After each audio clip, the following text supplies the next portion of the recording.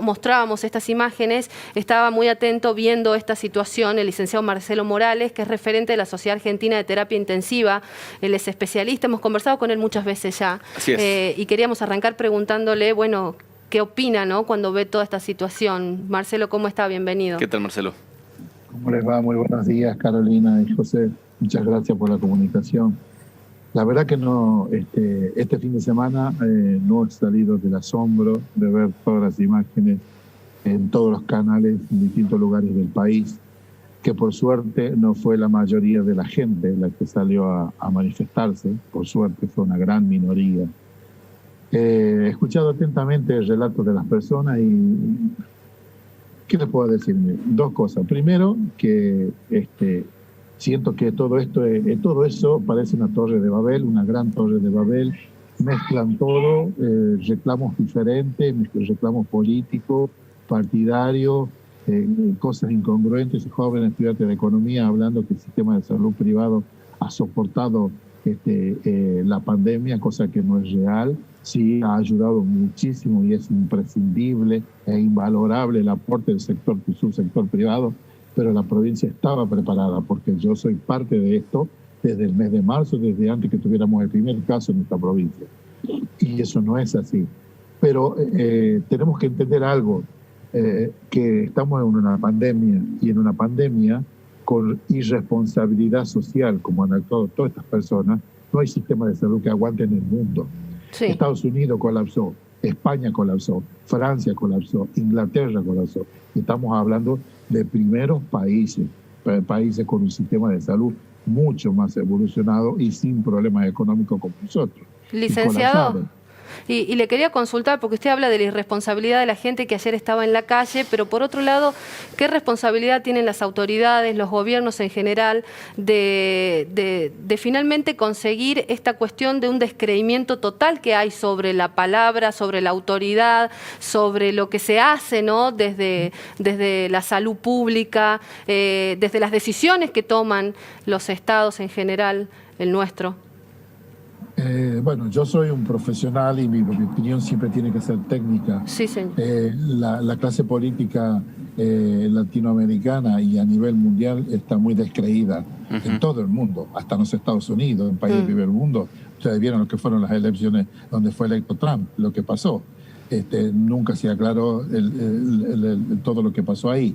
Entonces, ese descreimiento que tiene la gran mayoría de la clase política ayuda muchísimo a que una parte de la sociedad hoy no crea esto que está pasando. Claro. Licenciado, uno ve los títulos, inclusive los títulos de la Gaceta de hoy, ¿no?, donde se da cuenta de una situación grave en los hospitales, en las clínicas, en los sanatorios, pocas camas y una alta demanda, pero al mismo tiempo escucha por ahí a los comerciantes, escucha a los gastronómicos que tienen empleados, que tienen que pagar costos fijos, que tienen que pagar sueldos. Y su reclamo por ahí tiene cierto, o uno dice, bueno, en algún punto tiene razón, necesitan trabajar. ¿Cómo cree usted que se puede conciliar estas dos situaciones para que, bueno, no se aumenten los casos, pero también para que aquellos que tienen que pagar sueldos, que necesitan sostener familias, puedan en algún punto llevar adelante sus tareas?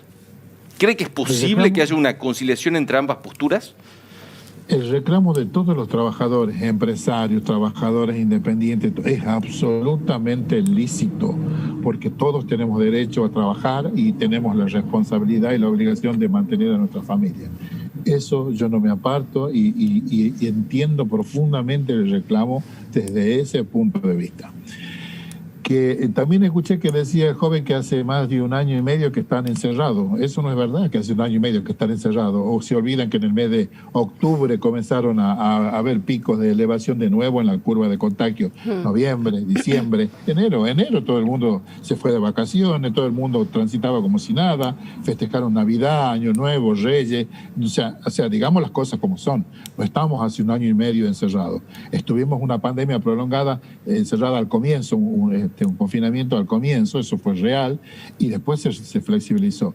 Y yo estaba absolutamente de acuerdo con que los negocios abrieran con los protocolos.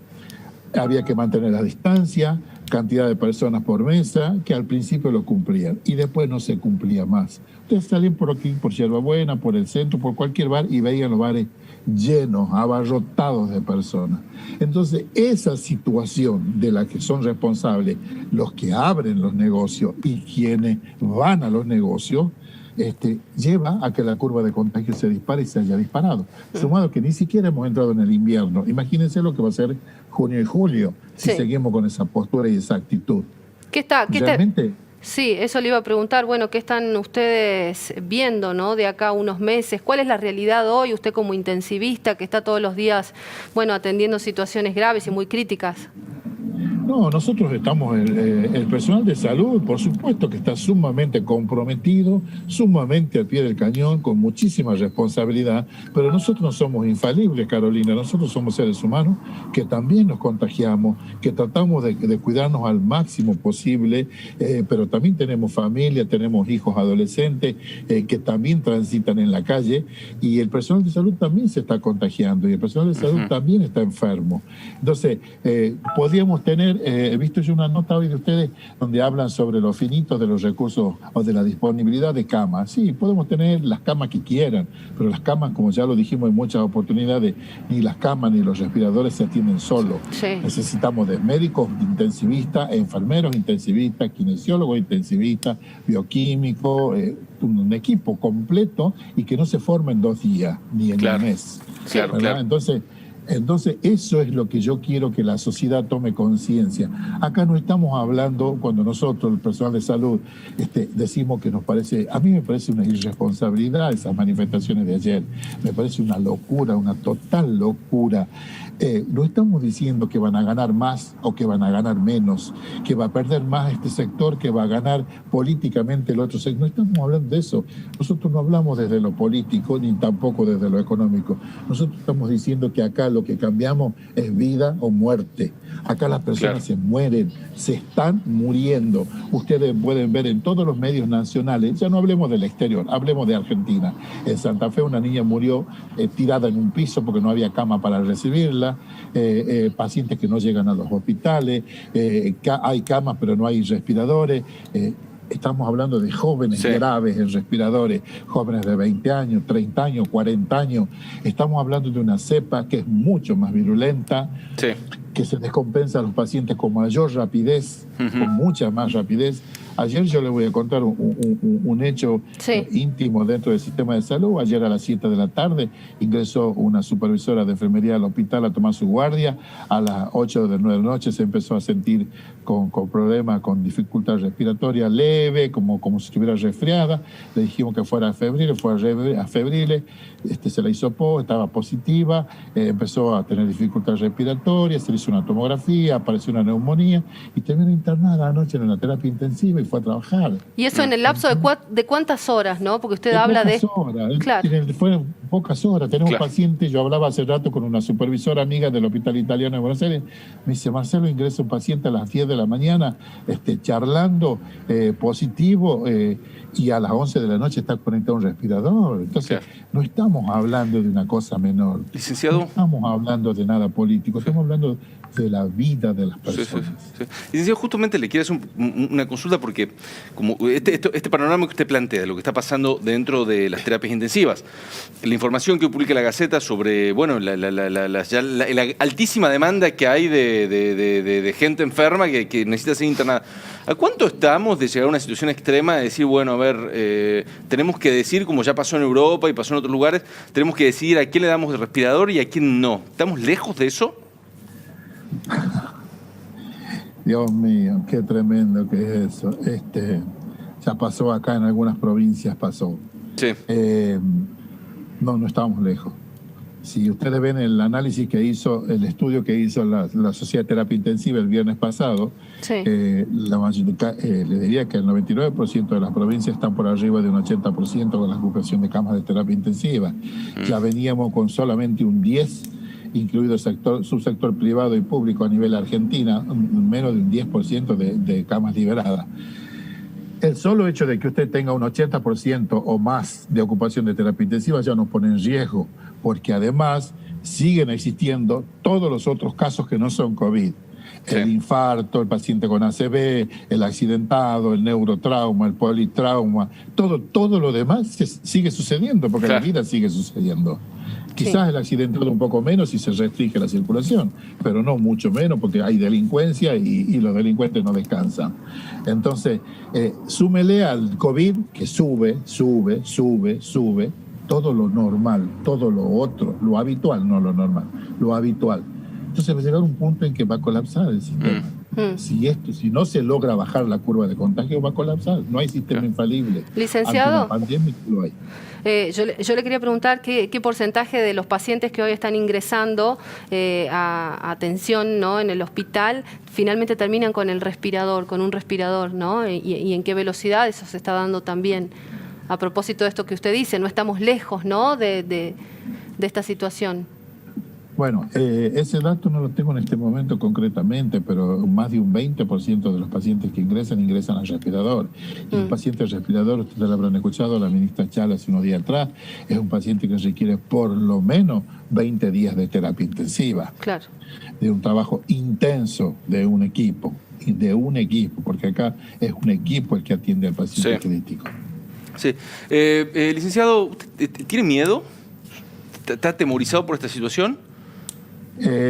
Tengo miedo desde el punto de vista que el sistema colapse, porque yo la verdad que entendí la preocupación de la gente con el confinamiento de 9 días, pero a la vez me parecía una medida acertada desde lo político que sean solo 9 días, porque la gente también tiene que vivir, tiene que comer, y no logro entender la intolerancia de la gente, porque en 9 días nadie se va a morir de hambre, digamos, ¿no? Hay muchos sistemas para ayudar a la gente y bueno, por supuesto que vi muchos empresarios ayer en la marcha, más que empleados. Le quería preguntar, usted dice 9 días era lo que estaba pidiendo el gobierno, ¿no?, con estas restricciones. ¿Cree que serían falta innecesarios más días que con estos 9 y tal como se dio la situación es suficiente? Hoy el intendente decía, Tucumán no resiste un confinamiento más, ¿no? Yo creo que los días de confinamiento están relacionados a la evolución epidemiológica de la pandemia. Sí. Eso es lo que marca el día a día en la agenda, supongo, del presidente y del gobernador y de las autoridades.